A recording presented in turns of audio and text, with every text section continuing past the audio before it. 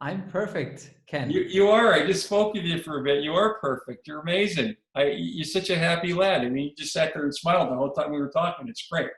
And the point I'm making is your enthusiasm for what you're doing just literally jumped off the screen. It was incredible. You love what you do. You're passionate about what you've built. And I think we talked about why, and the answer, of course, was because you grew up in Heidelberg. So it's like saying I grew up at Harvard, or I grew up at Szeged, or I grew up at the Sorbonne, or I grew up in Oxford. That's an amazing place to begin a journey. You're literally in a crucible of learning knowledge visitors. 25% of Heidelberg at any moment in time is people from outside Germany who have come to learn. It's a center for so many major things. So I'm going to take you back, if that's okay. Little Frank is running around Heidelberg. He's about, I don't know, he's about this big. And he's running around Heidelberg. And it has to impact on you as a child. It's impossible for it not to. You know, it's not like growing up in New York and you're downtown and God knows where. This is a university town. And in Germany, they're different because the university is the town is the university. So what was it like growing up in Heidelberg when you were a kid? Yeah, first of all, I have to say that, Heidelberg is really a wonderful city. And why am I saying this now? Because I haven't been so long time in a row, not the last year, because of Corona, actually. So actually the last years, every weekend I was somewhere, or if I was here, I was like having a course. And now I have really the chance and the time actually to learn in a new way, my town actually, yes, where I'm living. Yes. And it's really nice to your question to bring me back in time. And I was raised actually close to Heidelberg. It's so maybe the older ones of you might know the tennis player Boris Becker. And no way! Yeah, he's from Leimen. This is where my parents live now, where I was raised, and he's from. I was even playing in the same club. So it's blue white Leimen. You played with Boris Becker? No, I didn't play. I got an autogram, but he's from the same village. Okay, and that's why actually this small village with just 15,000 inhabitants is quite famous also in Germany. Or actually those times when I was younger and I watched all these games against Agassi and Sampras, and I was maybe, I don't know, 8 or 9 or something. That was really, tennis was a big thing also in my, actually now we are coming also to my childhood already. So tennis was a big thing. We can talk about when you were a baby, but I don't know how much you would remember. And more important, if we talk about when you were a little older and you can remember playing tennis, that's more important. Yeah, so, but I was not that talented. Though I knew, so some parents, they thought their children, because they are also in Leimen, and so they becoming same talented and same successful like Boris Becker, but hopefully this was an exception. So, How old were you when you started to play tennis? You were young, like 5, 6, 7, something like that? Yeah. Something like this, yeah. So up or until I was maybe 15. So I was also playing, but not high level. It was more like medium level. So, but it was fun. It was, of course. You said some interesting things. I didn't mean to interrupt you. The video and audio is a bit off. But your dad was a dentist, right? And he was very. What was the word you described? You were not allowed to play with Transformers. You weren't allowed to see horror movies. So I don't know, is that a reflection of how conservative that area in Germany is? Like, I don't know, it seems very athletic. We're going to talk about your martial arts history, you know, how you wanted to be Bruce Lee instead of being Boris Becker. But your dad was very principled, very dedicated to education. And you were saying, for example, he would bring home implant videos, webinars, whatever in those days, whatever they were called in those days, Super 8 film, whatever the heck it was.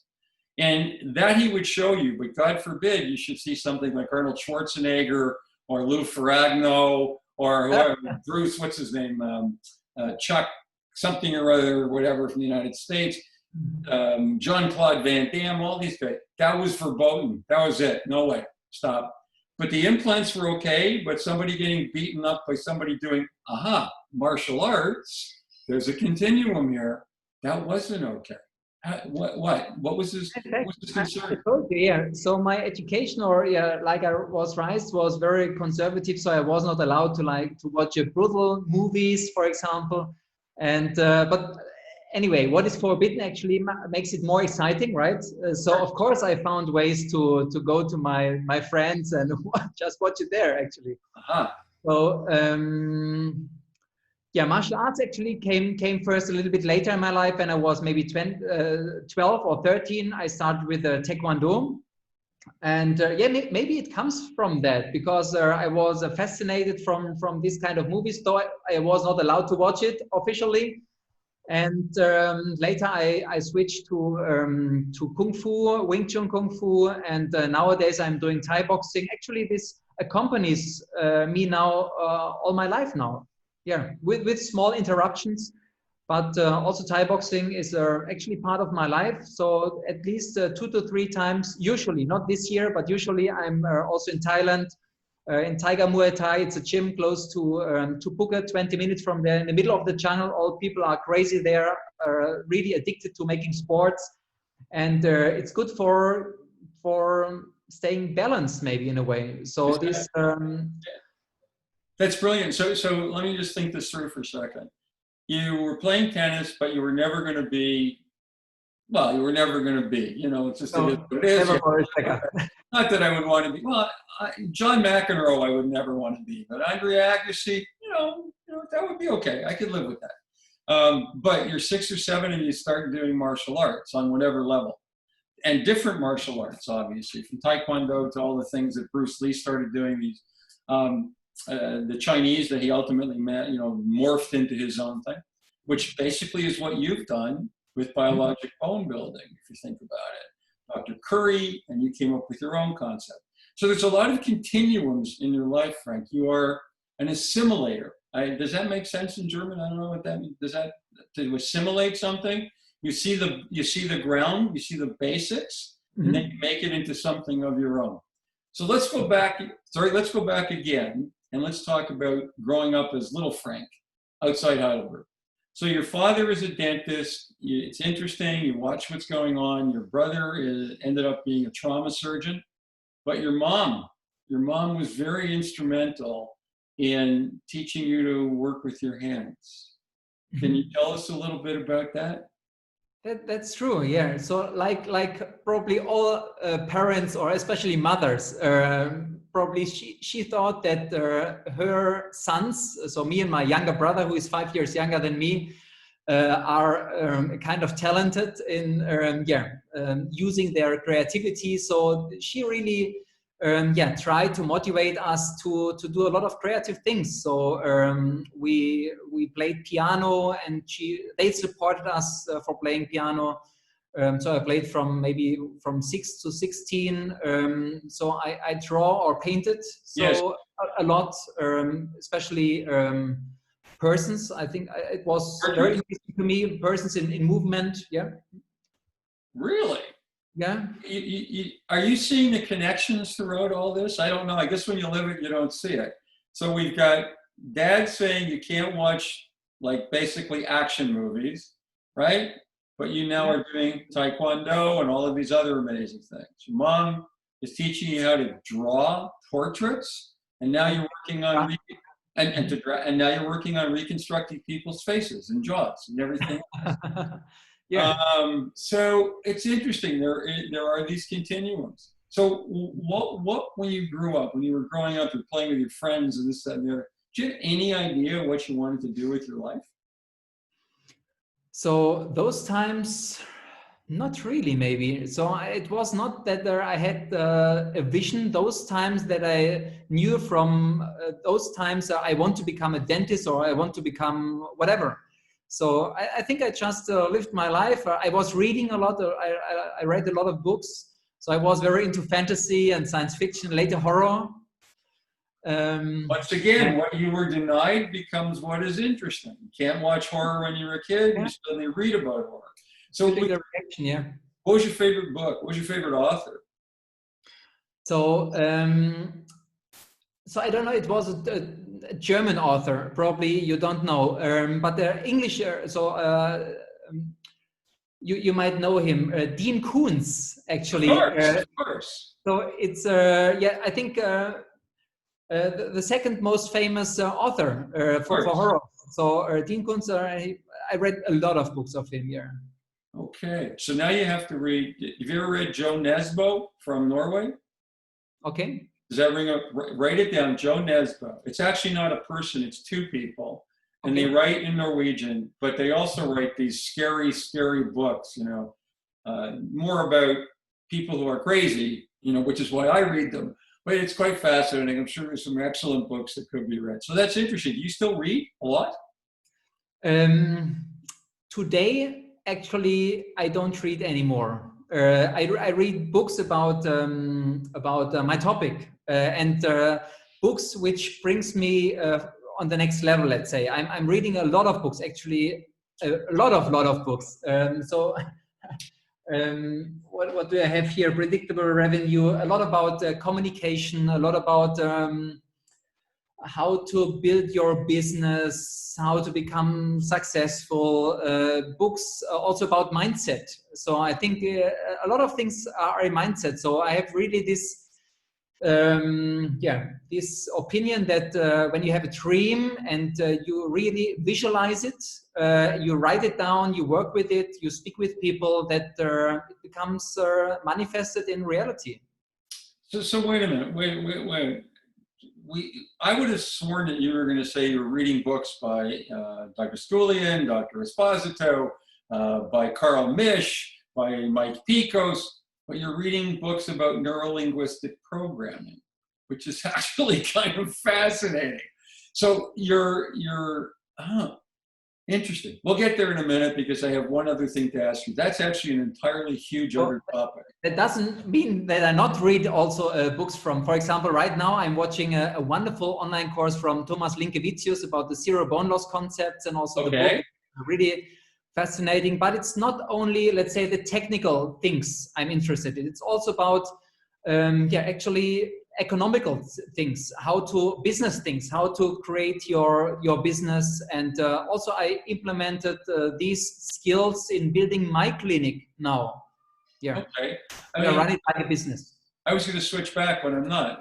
Whereas I have to find my implant business for myself. Okay. So I was going to go back earlier. I don't want to now because I think it's more important that we talk about the fact that you are a social media savant, right? I would say so. I've seen your Instagram pages.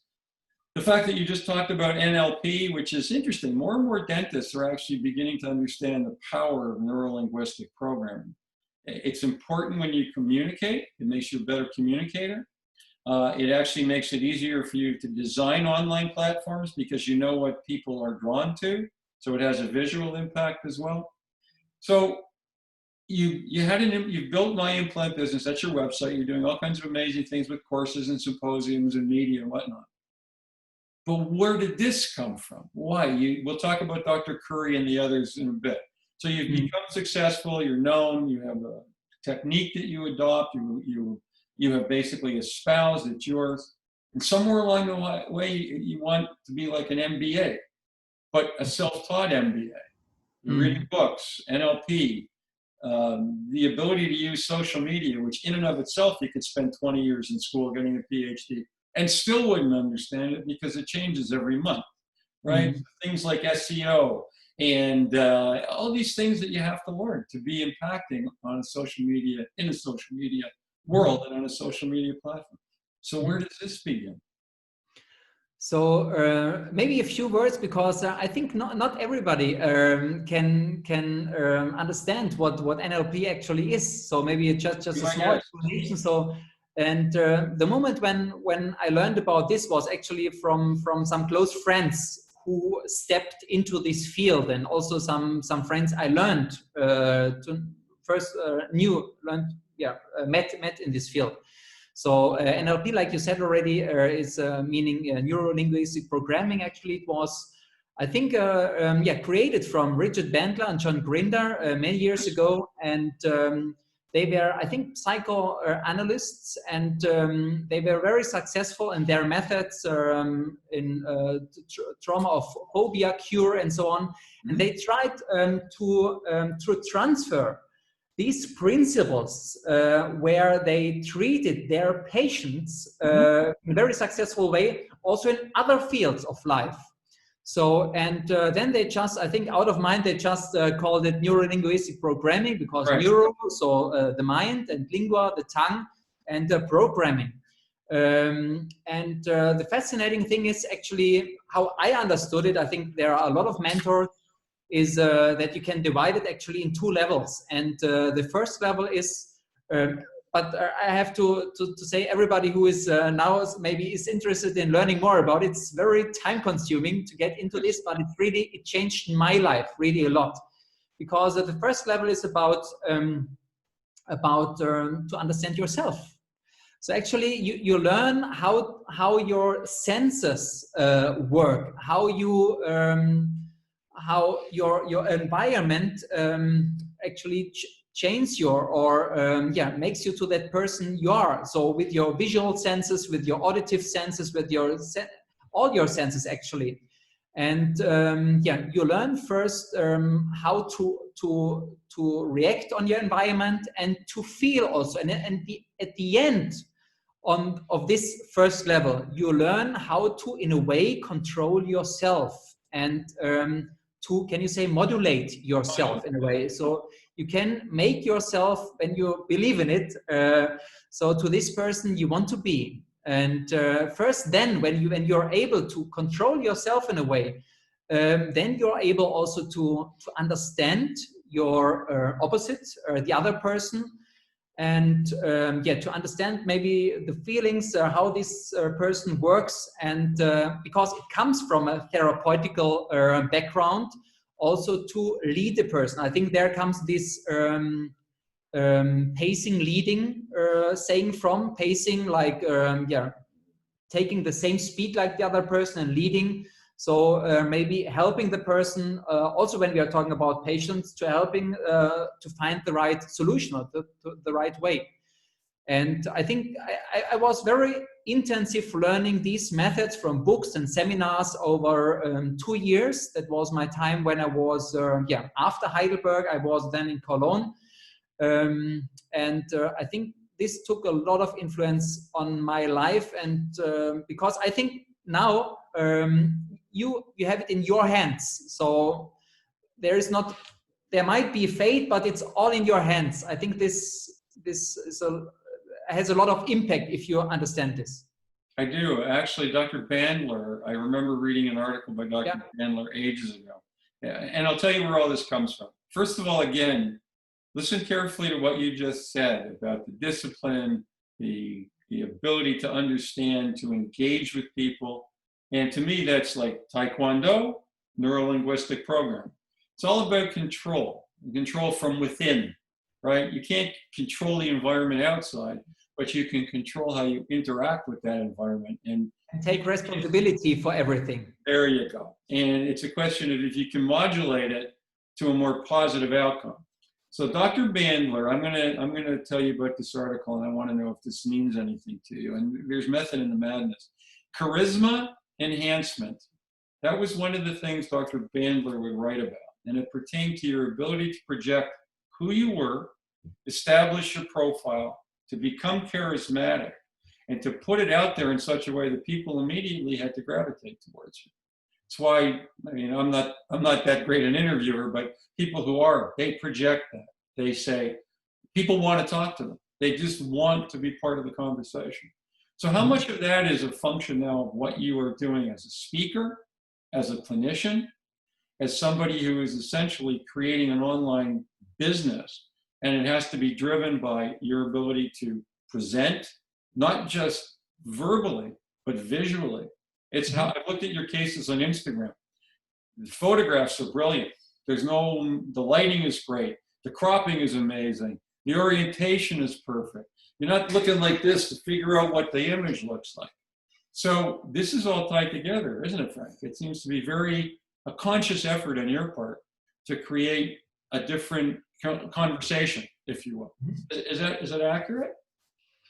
Absolutely accurate. I think when you have this switch in mind, anything is actually possible. And so I'm really grateful that in my life I had really people around me, not only from dentistry, also from other fields. Some are very, very successful now in online business, who got me in contact actually with these other topics besides dentistry. And I think this helped me also in dentistry or in what I'm doing. So for example, another thing I really, that had a lot of impact on me was, actually one book. It was written 2007. So the 4-Hour Workweek from Timothy Ferriss. You might have heard of it. I'm sorry, the 4-Hour Workweek? The 4-Hour Workweek, Sounds good to me, though. I definitely will read it now. It's really also game-changing. At least it was those times to me. It's actually divided into 2 parts, and first was is about actually how to build a business. And without that, I wouldn't have been able to do what I'm doing now. So you said already, my father was a dentist. So he was having his clinic almost 40 years. He was also placing implants, as one of the first. So you can call him one of the pioneers actually in implantology. Though he didn't do this fancy stuff with bone augmentation, but normal implants. And he was working, let's say, 8 or 10 hours per day in his clinic, which is the work for many. But I tried also maybe you have heard about Robert Kiyosaki, Rich Dad, Poor Dad. That was also a book that influenced me the most. Actually, the idea is a little bit to get out of the rat race. So not trading your time against money anymore. So you're coming to a moment when maybe many of dentists feel like that there are too many things now they have to do together, because when you're self-employed, actually, this is quite challenging, because you have to be the specialist on one side. So you have to actually to work the whole time in the patient's mouth. You have to be the manager. You have to take care about all your employees and manage this, and then the assistant gets pregnant, and then this and this, and the chair is not working, whatever.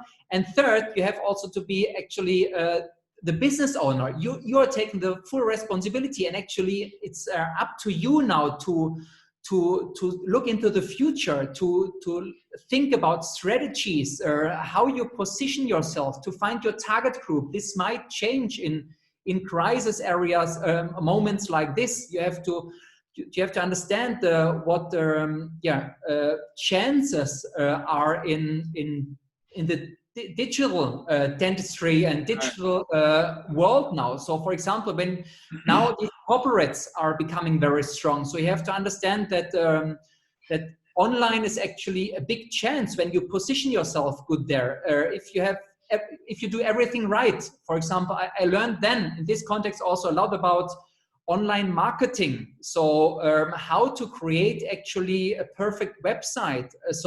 But it's not only about the perfect website, it's also about getting traffic. So people finding this website. So, and all these things come together. I could speak now for 2 days about this, but it's so important. I'm fascinated, please. And let me clarify something for you.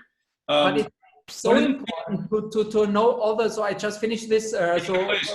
Because we started with this, let's say a dentist who is only having time for working at the patient doesn't have time for the other things, and I think that the result is burnout. That it's too much, and this is the reason why I learned how to actually also delegate those things, how to outsource things, how to actually give things also to other people who might even do it better. That I have more time for example, strategic things, and not only working at the patients. And of course, I'm still working at the patient, but for example, now it's just only 2 days per week. So that I have also the time to travel, to work on my lectures. Also, we are doing now studies with with the university clinic. I'm writing my book with Quintessence. So we are doing these online platforms and many more things. So holy cow! I didn't mean it wasn't intending to interrupt you, but something just jumped out at me. yeah, You are now probably the proud owner of one of the most intriguing titles in dentistry. You are a digital psychotherapist, which I find very fascinating because you have literally understood the human psyche to the point of, molecular level, but you're doing it on a digital scale because you've learned how to examine the mind and to communicate with others on what is essentially a digital level. A lot of people think that, not like this, I sound like Trump. It is a perception that, and I shouldn't have said that, we're not allowed to talk politics on these interviews, so I can't mention politicians. But the essence is, we were talking the other day, the problem with COVID has been touch. You can't touch people, and touch is a very, very powerful, physical touch. But we're also living in a world now where touch can be misconstrued. So it's interesting at this moment in our history, the ability to touch people with your mind is probably equally as important now, because we're into this sort of all of these hashtag this, that, and the other, and now we're because of COVID. So from my perspective, the shift that's necessary right now is to truly become capable of communicating with your patients, with your colleagues on a completely different level. What you were talking about before is interesting because now we're doing this. Everybody's doing Zoom, right? So how do you and I talk on Zoom and establish the type of bond that we would in real time, not in virtual time? A lot of that's neuro-linguistic programming, is it not? How you communicate online, how you're going to give lectures online. Wouldn't that be an enormously relevant underpinning for all of these webinars, to teach people actually how to communicate properly? Not just optically, but cerebrally. Does that make sense to you? Am I talking nonsense, or do you know what I'm trying to get at? So I think there's the chance for everybody to learn that. In my opinion, women have it already included. Thank you. It's very fine senses, but we as men, we have to learn that from the scratch. So I think actually it's about listening first. It's all about listening first, and to listen, and then you can first communicate. I think you said already some examples before. Some politicians nowadays tend to, we talked about pacing leading, so yes, they are good leaders in a way, which is also not so easy to get there, but this pacing part is sometimes missing. So they are not listening, they are just leading. And I think also when you're the business owner or from whatever, so this is not how it's going to work. Interesting. So there's a course coming up in my implant business on how to lecture on Zoom. Is that correct?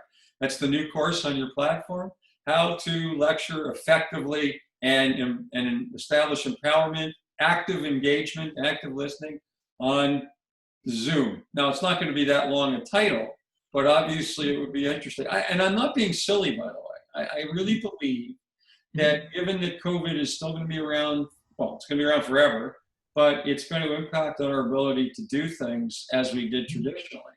I believe firmly that it's going to be essential for a level of, to teach, not just neuro-linguistic programming specifically, but to teach people how to be interactive online.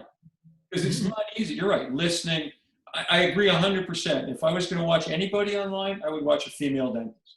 Because they already know, truthfully, I'm not being they already understand it. If you watch women talk, wherever, they talk differently than men. Men square their shoulders and they stand back and they got to be bossy and powerful. And the women are always engaged. They're eager to listen. And today, because of what's going on with what we're doing now, that's the change that has to happen, or it's not going to be effective. So, as I say, that's your next course on my implant business. You're going to have a course on neuro-linguistic programming. But now let's go back. Let's go back. Because all of this came about in the same way that so many other things that you did came about. You saw the idea, it made sense, And you didn't just adopt it, you pursued it aggressively. So we're going to go back and talk about being a Red Cross driver. Okay, that's what I thought was very interesting. You actually drove for the Red Cross. So I didn't understand it at the time, but now that I'm thinking about it, I do. If you're driving for the Red Cross, you're going to see trauma, you're going to see accidents, you're going to see people really banged up, you know, bones sticking out of arms and all this kind of stuff. So how did that impact on you then in terms of who you are now? So Red Cross driver, was actually also, life-changing experience. So we were trained, it was 1.5 months for becoming a Red Cross driver in Germany. And it was first time actually that I learned about medicine, that I maybe in biology before a little bit, but then you really learned about all these things. And I was fascinated. Actually, after my school, I didn't know exactly what to do, to be honest. So like I said before, I never thought I want to become teacher like my mother or dentist like my father. So it was first time then after Red Cross when I really thought this might be something very interesting to me. And then I was thinking, okay, because in Germany we have to I think in all countries maybe, we have to distinguish. So either we study dental medicine or we study medicine. And then I was thinking a little bit ahead, and I was thinking, do I want to work in the end of the day in a big hospital like most medical doctors are doing, or do you want to become one day your own boss, which is more possible still nowadays, though times are changing now with all these corporates, to work in your own clinic or your own practice. And that's actually what I wanted to do. And first then I realized, hey, wait, my father, he's dentist. So this might be also an option to become like a dentist like him. Because to be honest, most people are thinking, when you say you're a dentist, the first question is your father dentist? And when you say then yes, it's obviously that this was the reason why you chose it. So sometimes I try to explain it that way. I don't know, but I think it was that way. Well, I think, as I said, there are a lot of points in your life, but they all seem to connect very directly and not indirectly. They're not specifically related, but somehow, like I said, the NLP and all of that, the discipline required comes from, it's part of what you do anyway.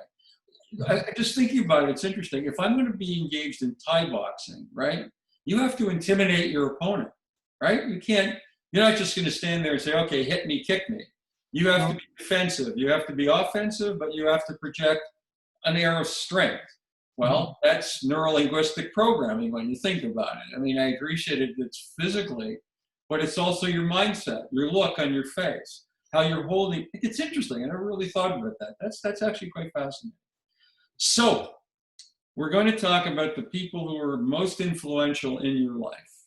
I'll get to Dr. Curry in a minute, but I wanted to ask you about these, I think it's 3 people, who are part of your symposium, people who have obviously been impacting on your life, people I think I've interviewed 2 of them. I don't remember who I put up. But certainly I'm going to start with the one, I got to know Jonathan Dutoit during this entire nonsense that's going on in the world. And very shy guy, he's just kind of doesn't, I just do my work, I realize partial extraction therapy so much more, but I'm not important, I'm just, which is obviously nonsense because he's a lot more than that. So let me share the screen and we're going to ask you questions about people who have been very instrumental in your life. Where is it, Jonathan? Okay, there he is. Okay, now he's probably incredibly upset that I'm doing this because, he's just too humble and whatever. But Heidelberg, September 25th to 27th, 2020. And here's Jonathan, who is in the midst of completing his PhD in Zucchett, who's been spending the last 2 years slaving over cadavers and making soup out of the bones. I don't know exactly what he's been doing. But tell me about Jonathan, okay? He doesn't seem to think that people really, I don't know what the word, like he's too humble because people talk about him like he's venerated. I don't know if that translates well into German, but tell me about Jonathan. Jonathan, I met first, I don't know, a couple of years ago. It was in Baden-Baden. It was a symposium where I was also speaker, and he came around. And first, I didn't know who he is, and he gave me greetings from Howie Gluckman, and then I realized, okay, we were already connected in social media, because that's a crazy thing nowadays. So you're connected to so many people in social media, and when you see them in person, you first don't recognize them. So at least I have this experience sometimes. And yeah, so then we really were on the same frequency, you can say. So we really got along with each other right away. And yeah, so we are still in contact. The last time when I was in South Africa, unfortunately, I didn't meet him. I met only Howie Gluckman.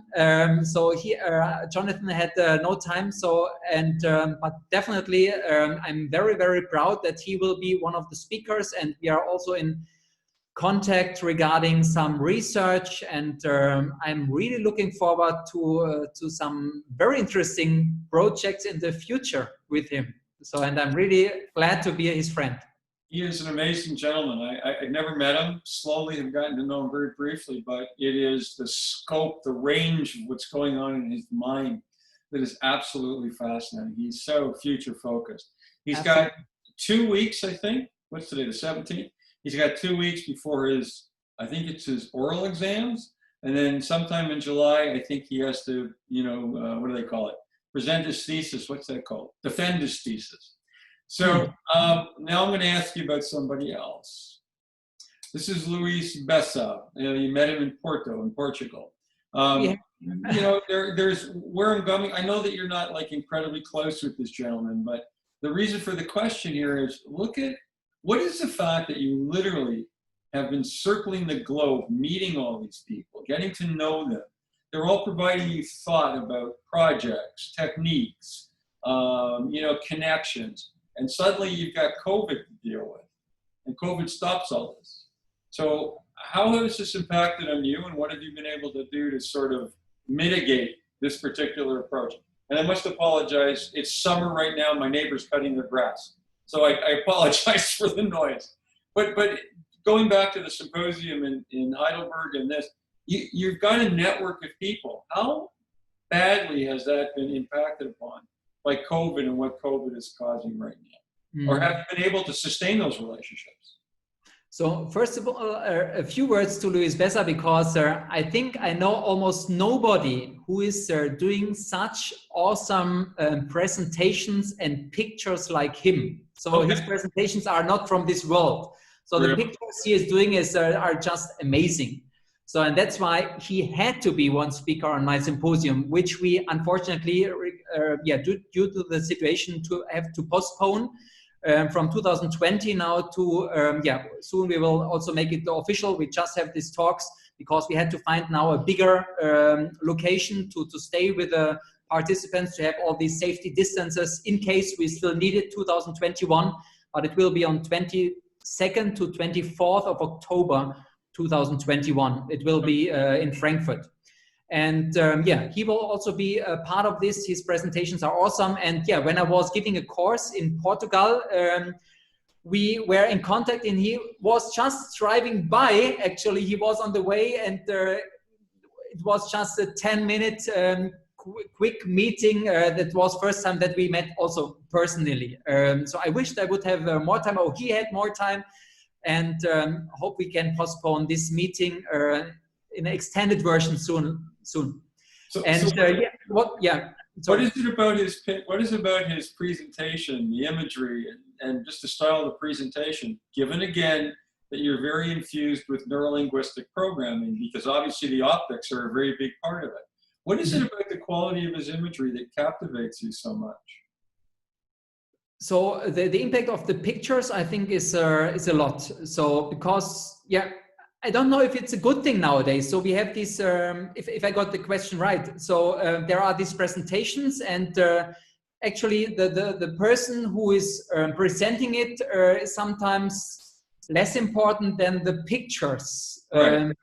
So from time to time you should make just a dark slide, and yeah, that the people can concentrate more on the speaker and what he has to say and the stories. Maybe that might be interesting. So like you're doing it, for example, this also, it's my first time that I'm doing an interview like that. Usually I'm also, maybe I'm in a small picture in the corner and the rest is the pictures and the videos I'm showing. So I think it's a perfect format what you're doing here. Thank you, I appreciate that. But I think absolutely you're right. I think it is, if the person can undergo charisma enhancement, then the presentation is, how can I explain? You know, when you go to a fine restaurant and they serve you a piece of steak, it's not the steak that matters in the fine restaurant, it's the artistry around the spices, the types of vegetables, the orientation, the little doodles they draw with the colored liquids on the side. That's a presentation. And I think that's something dentists don't understand.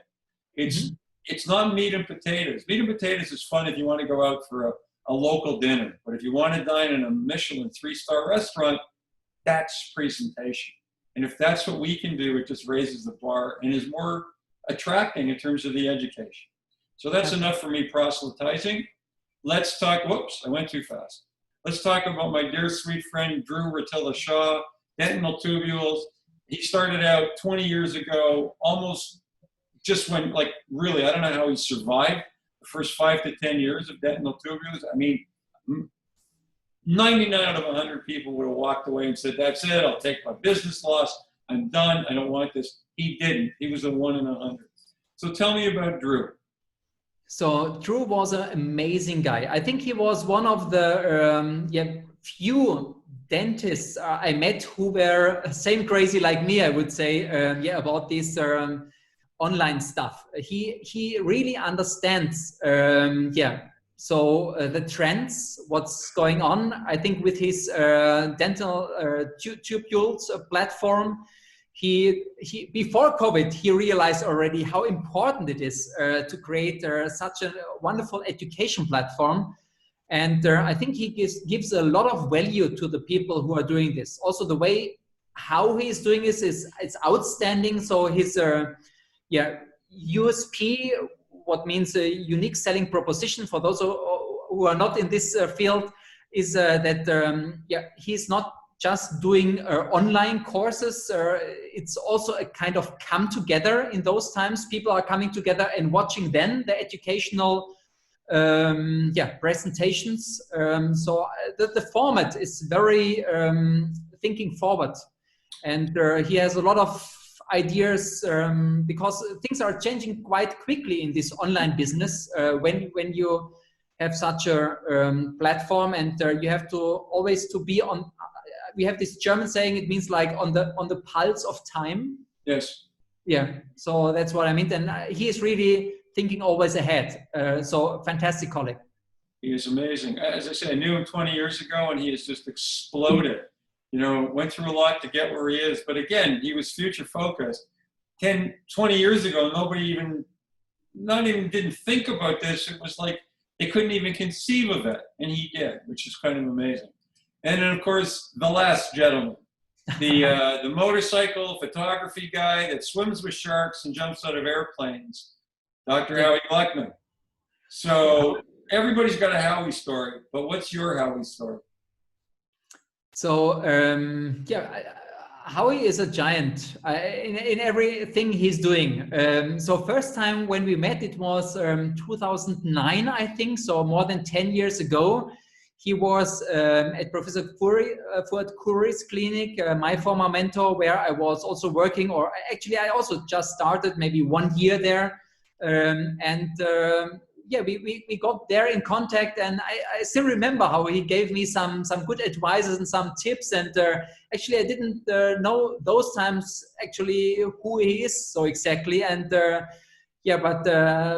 we still kept in contact, and it was just this year when I visited him personally. So we met in Cape Town. I was doing a course there with Peter van Rooyen, but we met together then Howie Gluckman. And so I think I don't know if you have been to Cape Town, but this is just an awesome place. So I can't say more. This is really a paradise. Well, he's the king in the paradise. That's quite fascinating. I'm going to stop this for a second because I want to talk about Dr. Where we go? I want to talk about Dr. Freud. Okay, so let's come back. And we have other things to talk about, but we're going to start with Dr. Curry, who is your mentor. The man who, well, he obviously gave you, there's a term I always used to use with my children. I give you roots and I give you wings. So he gave you roots and he gave you wings. So he's so well known, in terms of bone building, the Curry plates, this, that, and the other. How did you come to him? How did you end up, how did he become your mentor is basically the question. Yeah, this was really, maybe an interesting story. For this, I have to go a little bit before in time, but just a little. So, like I said already, I was, actually after finishing my exams here in Heidelberg, I was working for 2 years in the maxillofacial department of the Heidelberg University Clinic. You also ask which person actually were my mentors, and I also don't want to forget to mention, actually my first mentor, who was Professor Mühling. He was a maxillofacial surgeon, worldwide known for his operations on children. He did actually babies who had it's really hard to say this in English, but when these plates of the skull are growing together too fast, the brain cannot expand. These babies die. So he had this, it was called the Frontal Orbital advancement. It was intervention. So this baby was operated, the full head was opened, and a piece of the skull was actually put to the frontal, to the front, that the brain has enough space to expand so that the babies survive. Later, these babies have, when you look from the side, like dysplasia. So the middle face was more behind. Right. So when these kids were teenagers, they got another operation where the full mid face or middle face was, and that was actually my doctor's master thesis or doctor thesis. Yes. So I compared two topics, two operation techniques, how to correct this. And one was to do this with osteotomy. So you break actually the mid-face everywhere, put it in the new position and fix it with plates and screws. And the other way how to do it was with distraction. So again, you have to do the fractures everywhere, but then you have a distractor and pull it slowly to the front. And you can hear, that was actually also already the result. So with distraction, it's more complicated, but you can get the double amount because it's more slowly, and the soft tissue, which actually limit the way you can do it to the front, it is overcome by this distraction method. And he was doing these operations. He was really just a fantastic guy. He was always traveling a lot, so he was always brown from some, I don't know, islands. Yeah. Also, he partied a lot. But so I think every male student wanted to be like him. He also had really nice cars, like a Ferrari. He came sometimes with helicopter to cool life. Everyone, but the most interesting thing was that when you spoke with him, he spoke with you, though he was really on this level, like he was talking to you on the same level. So we say on the same eye level. So he was on. So from all he achieved, he was from his career on such another level, and still he gave you the feeling, even when he was small, when like talking on your level. Yeah, so you were just a small student, and I think that made him much bigger. So, and yeah, I think I learned a lot from that. So because you also know others who are really, I don't know, they behave in another way. So the way they let you know, or they let you feel that they are on a totally other level. And but I think by doing this, you're making yourself smaller instead of bigger. So that was actually my first mentor, I can say. Well, that's actually an interesting comment, because in a way it's something that speakers who do presentation on podiums at World Congresses, if you looked at it from an NLP standpoint, who would you be more engaged with? Somebody who looked like the ego was up here, or somebody that was talking to you at eye level on the podium? So it's an interesting observation. I mean, maybe that's just an interesting trait that people, even if you don't live it, you could certainly present like that. It's actually intriguing to think about these things. Yeah. So we're going to talk about Dr. Curry right now, because his impact has been huge. You know, absolutely. The first time I saw Howie do a case, he was like, it was a video actually. And I'm watching him take this piece of bone, and this was before the days when they have this new instrument that holds the bone plate, right, and keep it. He's holding it between his fingers. He's got a Mizzy wheel, and he's cutting them in half. And I'm going, no way, this can't be happening. That piece of bone in my hands is flying all over the place. But he's just sitting there doing it. And I'm going, this is unbelievable. So tell me about Dr. Curry. So, yeah, so my way to working with real bone was not starting with real bone, because I was trained in GBR. So all the years after my exam, in all my stations I was before, I was also in the south of Germany in another big clinic, private clinic, where we were placing more than 100 implants per month. We did all with GBR. And I had actually two situations which made me think and which brought me to this other concept. And I was not very satisfied with these with these results with bone substitutes, because they are only osteoconductive, they are not osteoinductive, not vital from the patient. And one was a case because I was already during the weekends working in my father's clinic for earning some money. So usually I was working from Monday to Friday, and on Saturday I had my operations in his clinic, and on Sunday I had consultations. So it was a full week. And I had one case, it was a good friend of family, and she had actually an implant. My father had placed the implant 30 years ago, and she had perimplantitis. Okay, this can happen. So a big perimplantitis case, vertical defect in the lower mandible, left side mandible. And yeah, my father, he told her, because I was already oral surgeon, he told her, so no problem, my son, he can fix this easily. He's oral surgeon.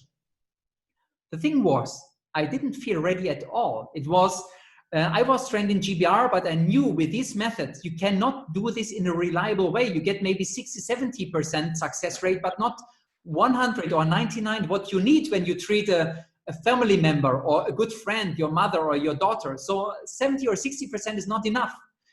So, and another case was actually in this big private clinic, where we did all with GBR. It was a young woman with a very sharp crest, and my former boss there, he was doing the most of the operations, and his concept, when we can call it concept, was always same. He tried to get primary stability with the implant in the apical area. Then he put all this powder, bone substitutes over it, membrane closure, and sometimes it works, sometimes not. Actually, in this clinic, nobody really cared too much, because it was just a factory, like a money factory.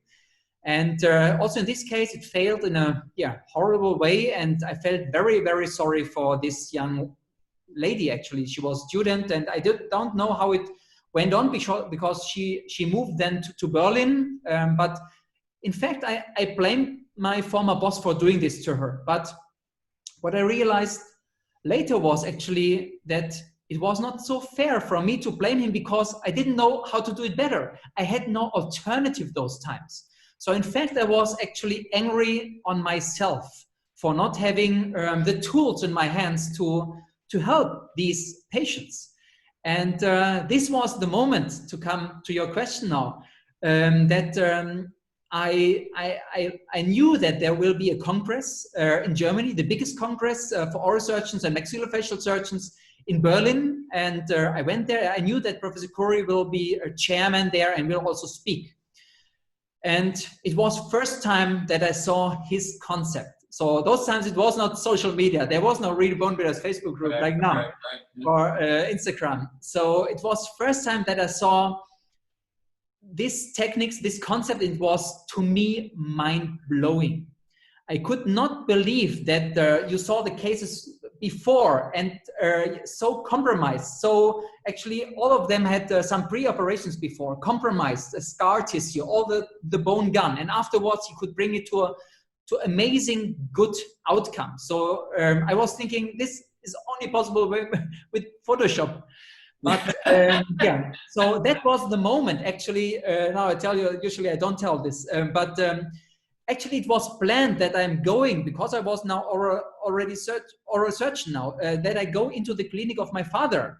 But I did not even tell my father about this. He was sitting in this lecture, listening to another speaker, and I went into during the coffee break to find Professor Curry.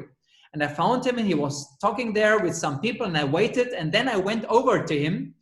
So I really, took my chance, and I told him what I said now. So that actually this concept of what he showed was so fantastic.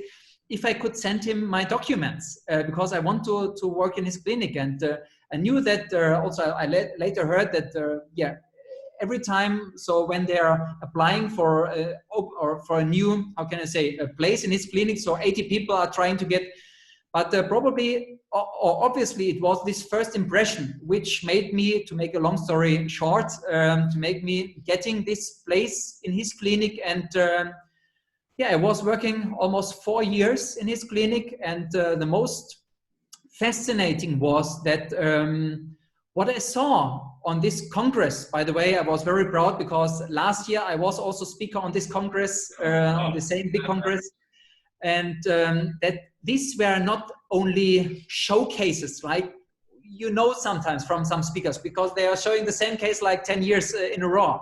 Yes. And what we did, or what he did and we did on a daily base, was bringing 80% of our cases were complication treatments.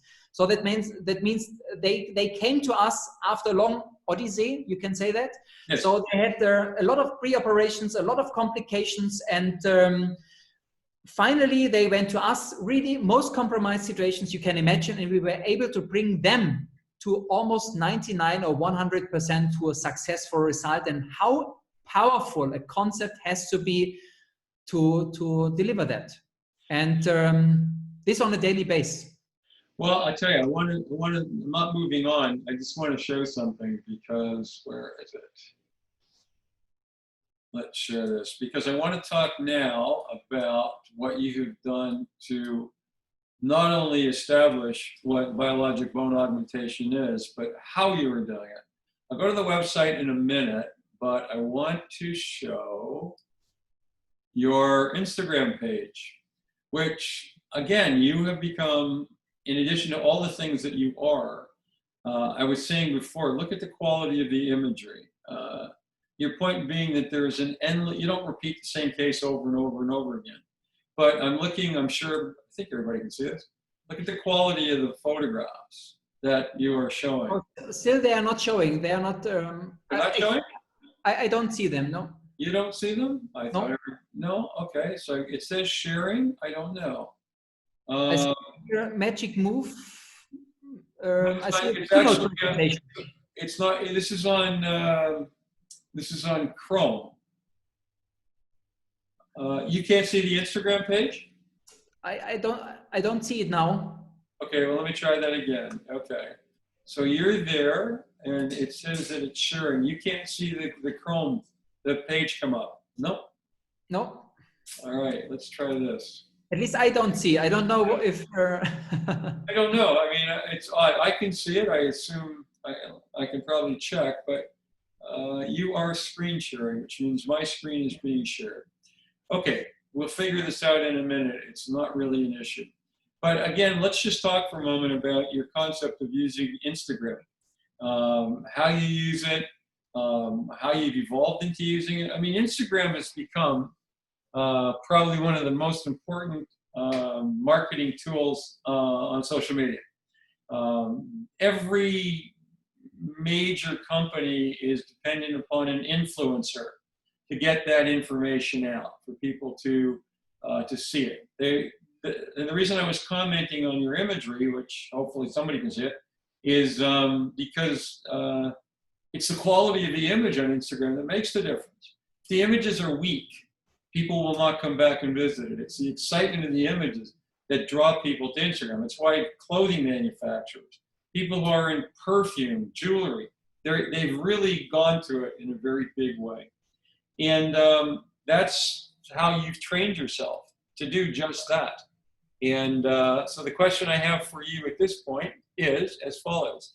How much of what you're doing on Instagram is impacting upon your practice, your website in terms of your courses, on being requested to do speaking engagements? I would assume more and more as this becomes more sophisticated to do more Zoom meetings.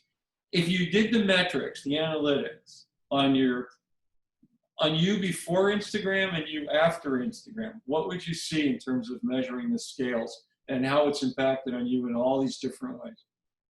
So, yeah, actually we can, to answer this question, to continue where I stopped before, because, yeah, when I was at Professor Curry and I saw these wonderful results, afterwards, I really had this, yeah, inner, how can I say, I wanted to bring, to spread this method to the world.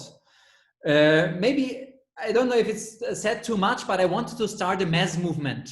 So because I knew that real bone has no platform. So all the companies, they are trying to push their materials, which in my opinion are not the gold standard. It's not comparable. It's also conductive, has not this power like autogenous bone. And the first group which I created actually was the Real Bone Builders Facebook group. And this started everything. So this was actually the moment when I created Real Reach. And yeah, later, maybe 2 years ago, I also started my Instagram account because I wanted to do a course in Dubai, and a colleague of mine, he said, yeah, so in Dubai, so the people have no Facebook, so you also have to create a Instagram account. So I started with 1 post, 2 posts, and yeah, now we are almost hitting. So feel welcome everybody who is watching now to go on my Instagram account, Dr. Frank Zastrow.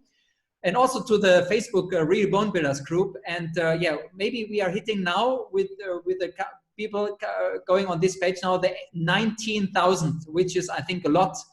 And yeah, I think this page or this platform is growing so fast because people see it works. It works in everybody's hands who is willing to go for it. Not in just, let's say, just a few magic hands of some gurus. It's working for everybody who is willing to go for it. And yeah, now I see the that was my mistake. I apologize, Frank. I forgot to hit one of the buttons. And let's go back because I think this is incredibly important. I apologize. I forgot to click something. So now that we're looking at it, now we have a definitive answer. This is important because this, to me, was what it just exemplifies everything that you did. So, for example, look at the screws. Look at the quality of what you're doing. There is no doubt in anyone's mind that they understand what is happening. And I mean, picture like this just completely blows me away. Using the backgrounds that you're doing. So, first of all, it's one thing to have an Instagram page. It's quite another. How much time do you spend putting these pictures together? So first of all, I'm really thankful that so many people are sharing now their cases yeah, on this platform, because I think this makes it powerful, sharing and to see that it's working really in so many people's hands, former students and participants from my courses and so on. So let's say one secret when you're running your own or you want to create your own account is you have to follow this rule, better done than perfect. So because when you try to make it perfect, you will never get it done. So better get it out, and it's not maybe perfect, but you did it. So this is actually one of my rules I'm going with. So you have 19,000 followers at the moment, and are you're the primary poster. How do you get people to engage? I guess this is the issue for me as well as for anybody else. You've got all these platforms, they can comment on all of these pages, these platforms. But what you really want is engagement. The comment is not engagement. It's like saying like. Likes are great, and everybody clicks and clicks, I want the likes. But the likes are more a reflection of interest. People still haven't figured out, I think, to a great degree, how to monetize it. That relies on search engine optimization, on Google and such. But you've got this brilliant page. So you're going to give a quick course in internet marketing right now, Instagram internet marketing. So, Absolutely. So you've got all these brilliant pages, these brilliant images, highly detailed, even the colors, like the everything, the white balance, all the colors are spectacular. So in terms of getting this out there, you've got 19,000 followers. So how do you engage them and bring them into your other website, your courses, the stuff that you're teaching, your announcement of your congresses? So what's the mechanism for using this page to go out and do it effectively? There are people who obviously do it, but I don't know that everybody understands the power of using it and just how to take advantage of that power. I can break this down. You have to give value. That's it. That's it. You have to give value. You have to, the people have to see that you are caring about them, and that it's not just like giving a piece and then say, come to my course. So they know also from my Real Bone Builders Facebook group that I really care, and I really want to make them,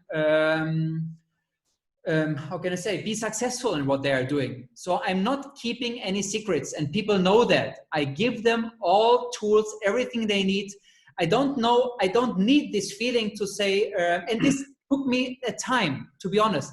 This was not my mindset from the first beginning, because I learned it from so many other speakers, to be honest, so who might not want that their students become bigger than themselves. So some people try to keep other people down. And yeah, I also from my friends, from my environment, I trained, or I implemented in myself the mindset to rise people, to make them grow. And when they are more successful than me, then I'm very, very happy for them. So, of course, I position myself as an expert. I think people are trusting me now, what I'm doing, and I give value. And actually, that's the secret. And of course, if the pictures are nice, like you said, and yeah, this is also important, but it has to give information. So it should not just look nice. The people have yeah, to understand. Of course, you cannot transport everything. That's why I also give, and you showed already this other homepage, this other website, My Implant Business. Yep. On this, we are giving now a lot of more value. So, for example, so when you, for example, go on, you see here the courses, the VIP membership and the online shop. This is for those who decided finally to go really into detail and really say, this is a concept I want to learn really in the detail, in every detail. You see here, yeah, my symposium. Thanks for showing this. This will be October, so 22nd to 24th of October next year. So due to COVID, we had to change this date, but we also having our courses here in Germany and actually worldwide. So unfortunately, all the courses now we had also to postpone now. So this is crazy. But for those of maybe the people who are watching now, we created also some free media. So I created a book. I just hand over here. It's a book, and you can also get this. You see here on safe bone harvesting from external oblique line. This is for free. It's 40 pages, step-by-step protocols. Yeah, to learn how to take the block, how to scrape it, how to split it in every detail. And for those of you who even want to learn more, they can also go to yeah, to the free webinar. It's almost 2 hours where I'm talking about this even more. This is still the ebook. Yeah, you can go through it. Absolutely. Craig, I have to tell everybody first, number one, I'm not a sales representative for your implant business. I did this for a very specific reason. The website that you built, from my standpoint, is probably one of the smartest, most intuitive websites I've ever seen. Because a lot of white space, the colors are perfect. There should always be a dark banner so that the text jumps out. You know, it's not like the text gets lost in the background. It's basic, but the images that are chosen are brilliant. There was I interviewed Dr. Effie Habsha the other day, and she has what's called a speaker's packet, which is kind of neat. But again, I was going crazy over the design. And so much of what we do, this is, again, this keeps coming back to your neuro-linguistic program, okay? This image, the color choices, the sort of, the gold, the black, it's not even black, it's a darker brown. Just the way you've chosen this says who you are in a way that I think needs to be understood. Far too often they hire a web designer and they put up something that's got turquoise or cyan or whatever. It has nothing to do with who they are. When you look at something like this, I don't know how to explain this, just a perception, but this to me looks like a person, all right? It's not some, orange, like people aren't orange, right? They aren't orange. But this has a certain elegance to it. So that was the rationale behind putting this up, just in case anybody thinks I'm getting a percentage. Also, one learning maybe I also want to share. Because I really try to become good in how to build my own business and how to create this. And I also learned how to delegate, but now comes a danger with it. Okay. Because I did not exactly understand what means delegate. Delegate does not mean, oh wow, online marketing, that's good. There are agencies who are doing this. So I can delegate it to them, not exactly knowing what they are doing, but I give it to them. I give the work to them and I have no idea what they do. This is not delegating. Real delegating means you have to understand exactly what they are doing. Okay. Because to be honest, they are not caring about you. They are burning your money. So it took me hundreds and hundreds of hours to learn about online marketing, to learn about what means conversion, conversion optimized, so that to put priorities, that the right buttons are getting pushed, and all this you need nowadays also when you're a dentist, because you are in competition also with the other colleagues. So because you need new patients, 50 to 100 new patients we need every month. We cannot live from the old patient. We need always new patients. So you have to stand out. You have to position yourself. You have to find your target group. You have to target this target group in a proper way. You have to know all this yourself to stay a successful dentist nowadays. That was a learning here. And obviously, there are certain things here that are consistent, but what struck me was, again, the composition. And I think that, as you said, if you give it to an implant, you give it to a website designer, they'll do what's easy for them, right? They don't know you.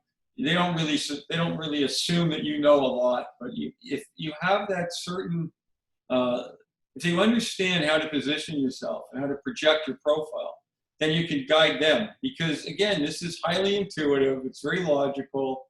And the point of showing this basically was, I thought this was great. I thought it was a great learning experience for anybody that was watching, because obviously I did not realize the scope of your business background or self-taught business background. But it's there are interesting layers. It's fine to take a course. Great. So you learn how to do rocket science. You graduate, you're a rocket scientist, and you apply it to dentistry. But how do you tell people that you know how to do rocket science? Like, they just assume that you know rocket science? You have to create that opportunity. And one of the things the reason this conversation is ongoing is, I think, because of COVID right now, the leaders, the people who are incredibly successful during COVID and after COVID, will be the people who really know how to get the message out. What they're going to do for that patient to take care of them, what they can do for that patient in terms of taking care of them, how they will continue to take care of them, maintenance, all of the things that are relevant, not just here's my case, 2020, and not show you what happened in 2025. So I like what you've done. I think it's brilliant, conceptually brilliant. But now I have a question for you, the last question, and it's going to be all-encompassing. There's a test now, Frank. This is an exam. You're going to be tested at the moment. You really are sort of at the height of the profession. You lecture with Mike Picos, Howie Gluckman. I mean, Mike Picos. It's like saying I lecture with Zeus. You know, it just is what it is. So what's next? How are you going to continue to evolve? What's your vision for evolution of Frank Zastrow? What is Frank Zastrow going to need to do, bringing in all of these pieces, the website, the web concepts, the NLP, the understanding of visuals, the ability to project an image, the constant application of media to growth and learning, the need to drive patients to your door in a compelling and engaging way, to become an even better active listener, become an even more charismatic, engaging speaker. How are you going to do all this in the next 5 years, Frank? I mean, I know you're going to build on what you have, but obviously other people are going to do that as well. What's going to take you outside the norm for the next 5 years? We have big plans. Aha! Whoa! All right. We have very, very big plans. I can't tell everything. Okay. But on this just platform, a little piece. Just give me like a little. The platform you just showed, myimplantbusiness.com, amazing things will happen. First of all, I suggest everybody who is watching now to just become a free member. It costs nothing. So you get the free ebook, you get the free webinar, everything for free. But more important, you are in my database. That means you will get very soon then, first of all, informations, and second, also an offer, because I get a lot of requests because all the things we were discussing now, how to become good in speaking, how to find your target group, how to understand all these business things, how to sell in a way. So some people say, oh, I'm a doctor, so I don't have to sell, but this is important if we want to survive in this world after COVID. And what we are doing now, what we are starting now, first of all, is also consulting business. So you will get this offer if you want to proceed in this field, not only the technical stuff, but also in your mindset and all these things. So we will offer this first. But the second thing is even bigger. I really have this vision that we are changing also on the technical side, the rules. So what the people see now is actually only the tip of the ice mountain. Can you say that? Iceberg. Yes. The tip of the ice mountain. All I did now the last years to create this Facebook group, Real Bone Builders, my Instagram account, to create the awareness for real bone, and also to give the real bone the reputation back as a real gold standard. To start this mass movement has one background. A new technology is coming up. We are working on that very hard. So it might be a game changer in biological bone augmentation. So we will simplify biological bone augmentation working with real bone in that way that it might be possible for every dentist, even those who are usually not doing big surgery, that it's able for every dentist to work with real bone. And actually we will unveil this secret end of this year. So, and first of all, to all the members on our platform. Yeah. Fantastic. Listen, congratulations. You're an amazing individual. I mean, it's not just that you're a brilliant dentist, but the sheer scope of how you've integrated all these various facets in your life is intriguing. It's reflective of a disciplined mind, but it's reflective of a mind that literally roams the cosmos. Like there's nothing that restrains you. Like nobody's telling you can't play with Transformers anymore, or you can't go see horror movies. You understand, you have a very fixed vision. of the future, because it only leads to success and growth. But you're also willing to embrace the constellation of factors that make sure that that occurs with success. I want to thank you for taking the time to do this, Frank. This was a delight. I've heard you speak. I've seen your pages, never met you. Believe me, this was an absolute, it was insightful and fantastic. I have a lot of books to go back and read right now. It's not like I have nothing to do, but I'll go read the books. Thank you, Frank. I will make this link available to you in a moment, and I would like you to stay well, stay healthy, and hopefully I'll see you somewhere down the line. Take care of yourself. Thank you. Appreciate it.